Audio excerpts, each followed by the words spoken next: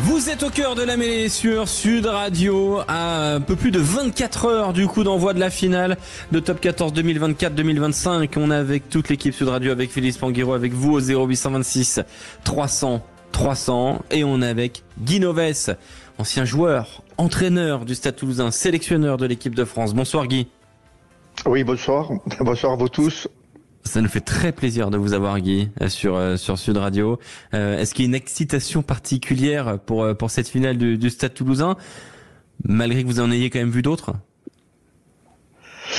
Écoutez, l'explication particulière, je crois pas. Je pense que le Stade Toulousain, à l'heure actuelle, surfe un petit peu sur certains résultats, et puis visiblement a joué un certain nombre de finales, n'a perdu aucune. Donc évidemment, ce match a un certain intérêt, l'intérêt de voir une équipe de Bordeaux qui est en train de surfer sur la vague est très efficace à l'heure actuelle, et puis une équipe du Stade Toulousain qui a perdu un certain nombre d'éléments. Donc évidemment, les choses vont être un peu plus équilibrées et donc intéressantes.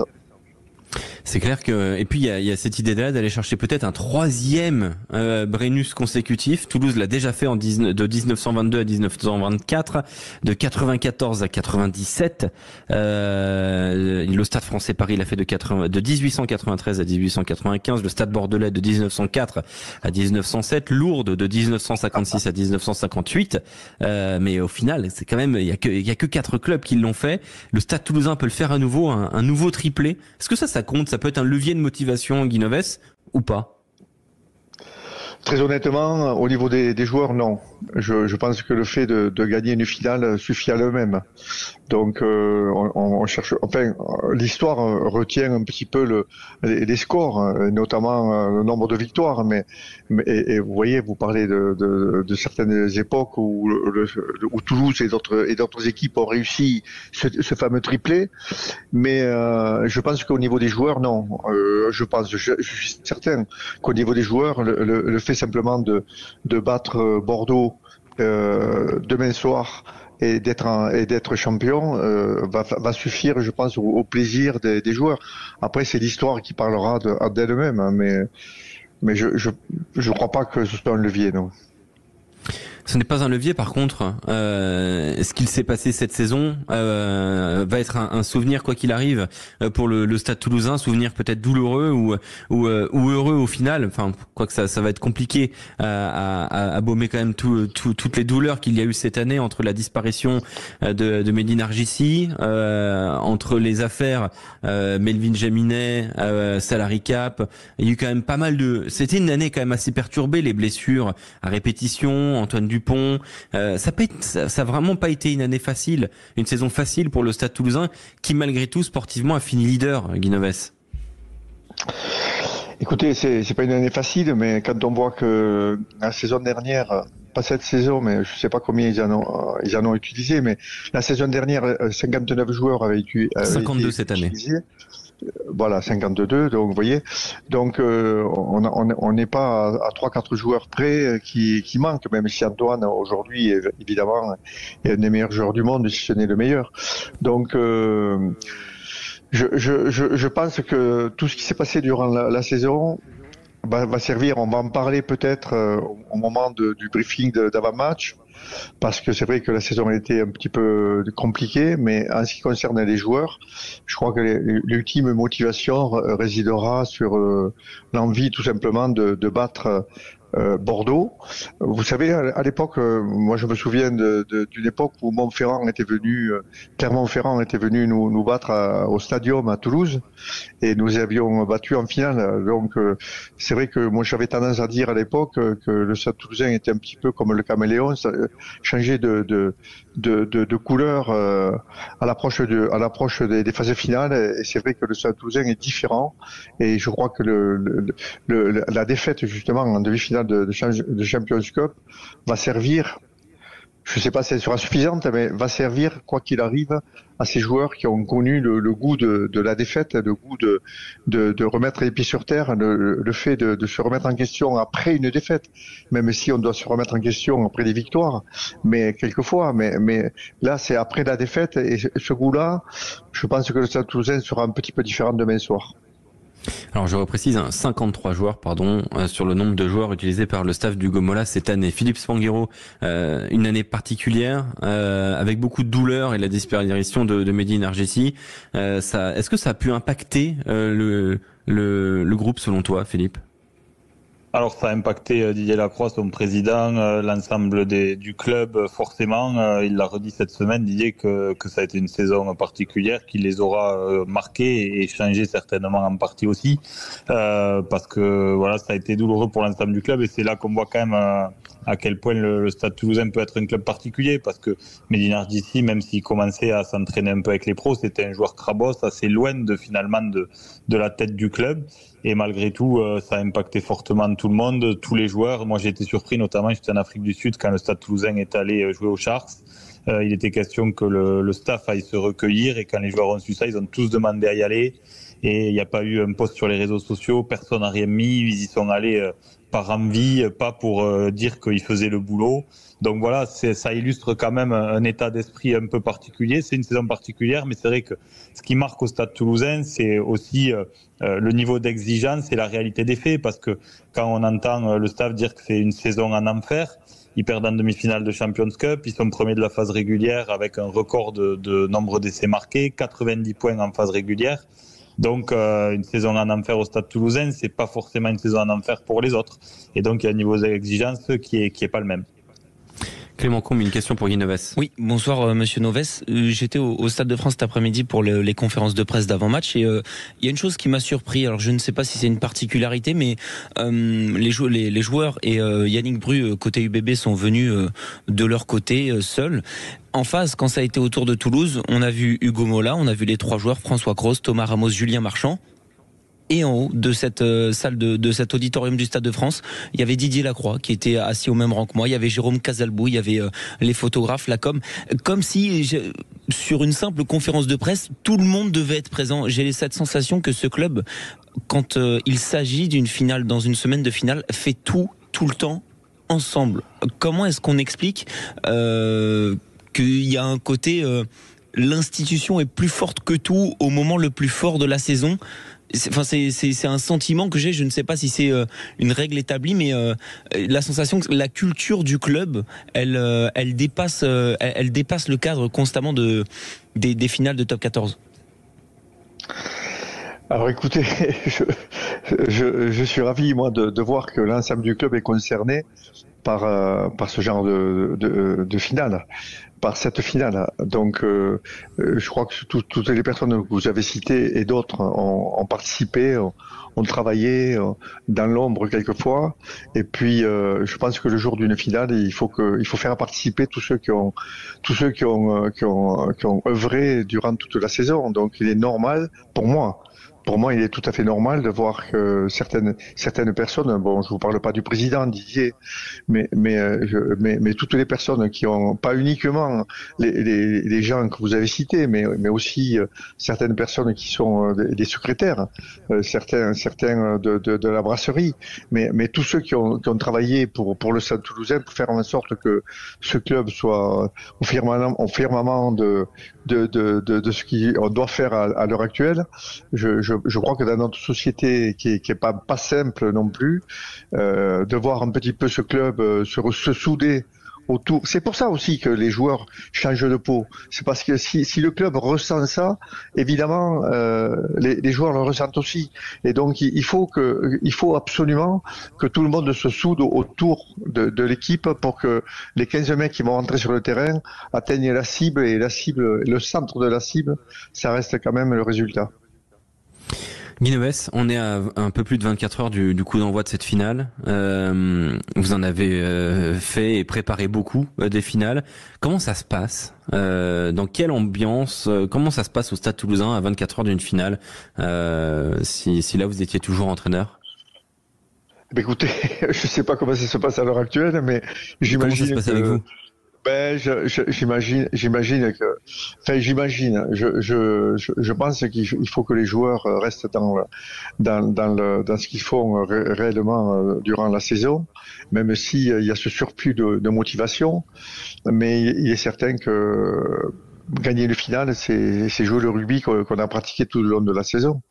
Donc, et le faire d'une manière précise. Il faut que tout le monde soit encore plus concentré que d'habitude. Il faut que tout le monde ait envie plus que d'habitude. Et encore une fois, je pense que pour que les joueurs ressentent ça, il faut qu'ils soient dans un club qui ressent ça, qui ressent évidemment cet engouement autour. Il y a pas uniquement autour des jeunes. Vous avez parlé de Narcissi qui est parti. C'est tout le club va travailler pour récompenser un petit peu, non pas simplement les 15 mecs qui vont lever le trophée si jamais ils gagnent, et s'ils perdent, évidemment, ils regarderont les autres lever, mais c'est uniquement récompenser l'ensemble du club, et je trouve normal que tout le club soit concerné par. Vous savez, ces joueurs, les joueurs qui sont aujourd'hui les dirigeants, comme Didier ou Jérôme, etc. Mais ce sont des garçons qui ont soulevé ce trophée, donc qui savent très très bien qu'on a besoin de tous. Tout le monde est important. Chacun a son rôle, et je crois, c'est ce qu'il faut ressentir le jour d'une finale. Philippe Spanghero. Ouais, Guy, j'ai une dernière question pour toi par rapport à vraiment la dynamique, parce qu'au-delà de la victoire de l'UBB en Champions Cup et cette demi contre le Stade, ce qui fait qu'on peut voir l'UBB un peu favori sur ce match, dans la dynamique, c'est la forme des leaders. C'est vrai qu'on a senti les leaders toulousains depuis la fin du tournoi un peu émoussés. Je mets Thomas Ramos à part, mais Olivier, Alexandre Rouma, Meafou, Julien Marchand, la perte d'Antoine Dupont, Romain Ntamak en difficulté, qui dit qu'il serre les dents, par rapport à ces leaders bordelais qu'on sent, eux, physiquement beaucoup mieux.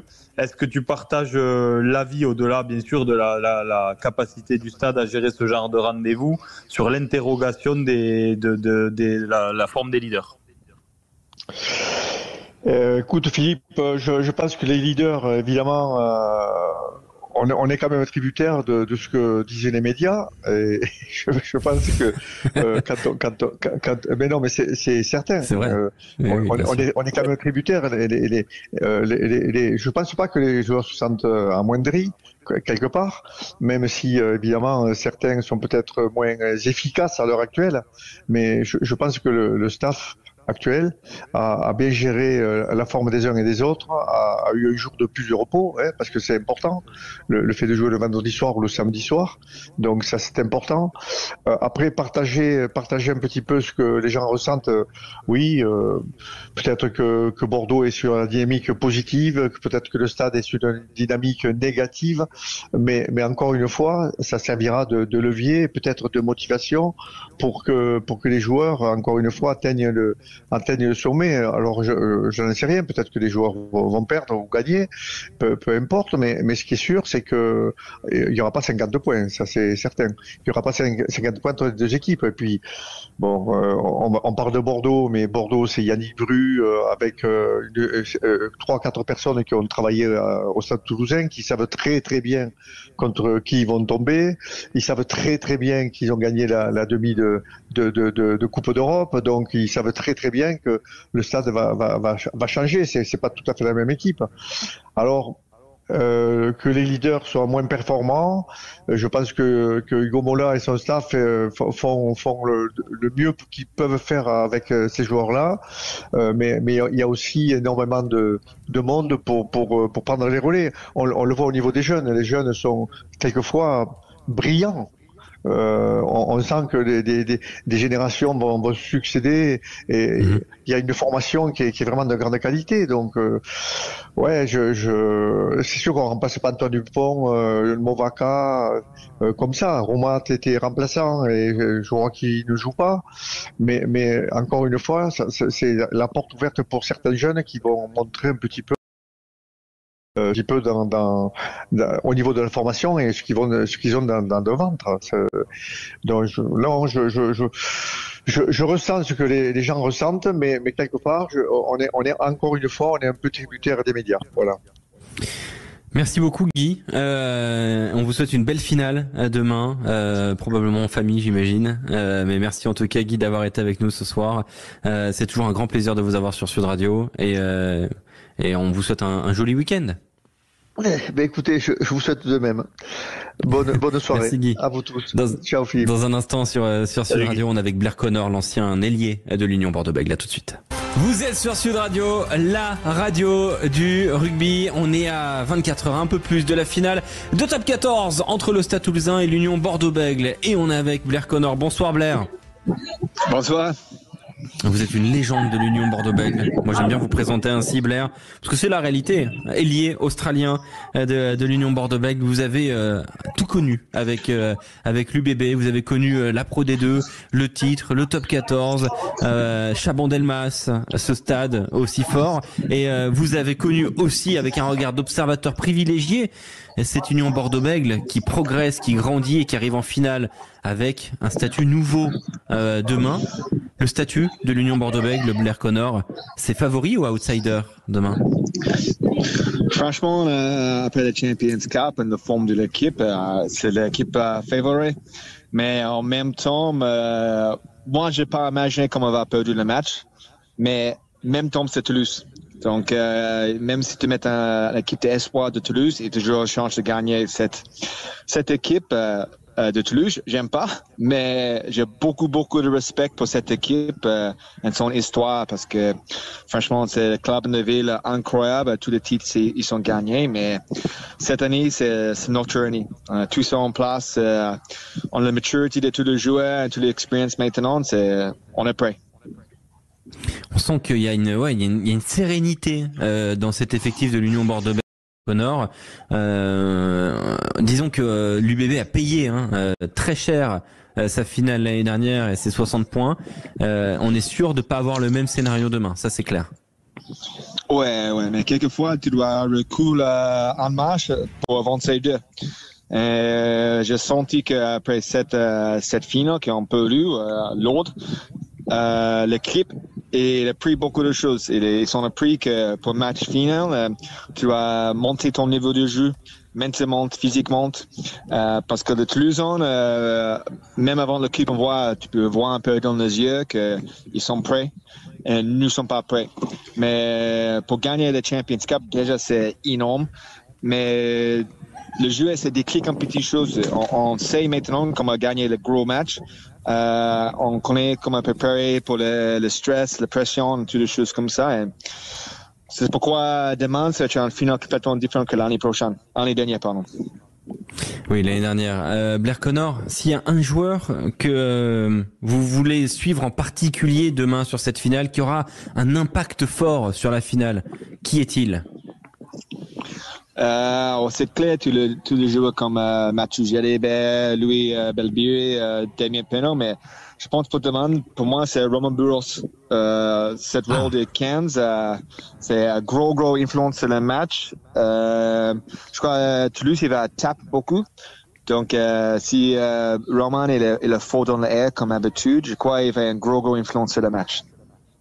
Ça, c'est un point important. Romain Burros demain, donc, qui affrontera Thomas Ramos. Blair Connor, dernière question. Votre pronostic demain, vous devez donner le score avant qu'il n'arrive. Il faut être visionnaire, Blair. Non, franchement, je crois que c'était très serré le premier mi-temps, mais je pense que le deuxième mi-temps, on a été trop fort. Donc, mon prédiction, c'est 40-10 à l'UBB. Waouh, d'accord, 40-10, ouais. Blair Connor. Ouais. Merci Blair d'avoir été avec nous. En tout cas, elle s'est enregistrée. Maintenant, on va envoyer ça à Hugo Mola. Tu m'es payé lundi, c'est ça? Merci Blair et belle soirée et belle finale demain. Ouais, merci Blair d'avoir été avec nous. Ciao, au revoir.